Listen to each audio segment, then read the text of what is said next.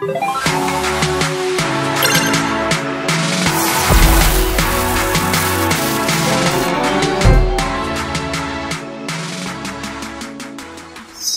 Assalamualaikum semua. Bertemu kembali di review Zone yang kedua yang dibawakan oleh KMK Art Studio. Okey, pada hari ini kita akan review satu buku. Ini buku seram daripada Gempak Stars lah, daripada Kadogawa Gempak Stars.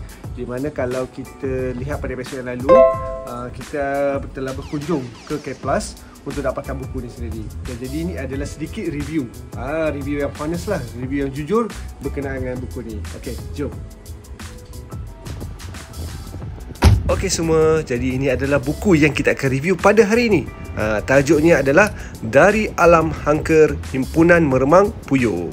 Okey, jadi adalah cover depan dan seterusnya. Ini juga adalah cover belakang. Okey, ada sinopsis sikit berkaitan dengan karya-karya di dalam. Dan harga buku ni adalah RM69.90 untuk Semenanjung dan RM72.90 untuk Sabah dan Sarawak. Okey, jadi ini adalah komik yang berbahasa Melayu sepenuhnya. Okey.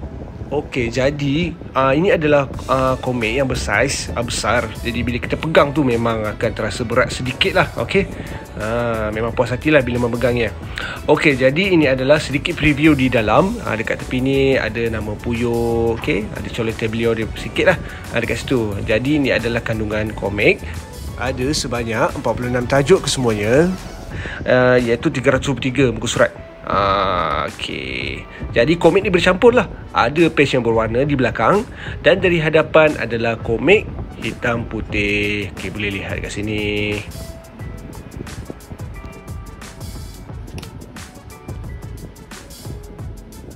Okey, ini adalah sudut daripada belakang di mana terdapat sedikit colotir daripada beliau. Dekat sini kita dapat tahu, baru kita dapat tahu bahawa sebenarnya Puyo ni dahulu sebenarnya pelukis komik strip, tetapi pihak penerbit mengatakan bahawa stroke-nya lebih sesuai melukis komik seram. Jadi terhasillah karya yang seperti hari ini. Kan?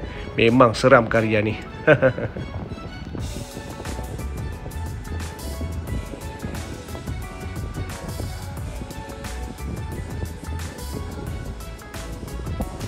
Komik sebegini hanya untuk bacaan 18 tahun ke atas ya, tidak sesuai untuk kanak-kanak kerana lukisan ataupun elemen lukisannya ada sedikit unsur ganas lah. Tengok kat situ ada darah di sana sini. Okey, jadi take note semua.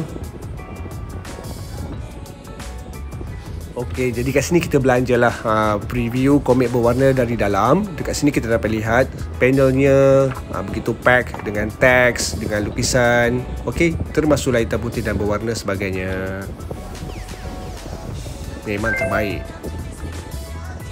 Okey, jadi begitulah sedikit di video pada kami. Jadi bagi siapa yang minat mendapatkan komik seram Puyo ni, jadi anda semua boleh pergi dekat K Plus, dekat Lalau Port tu lah. Okey, jadi sepengetahuan kami, buku ni belum lagi dilancarkan di mana-mana platform online seperti Shopee dan sebagainya. Kena dapatkan secara fizikal saja. Okey, jadi itu saja. Okey, jumpa lagi di review akan datang. Bye. Assalamualaikum. Peace.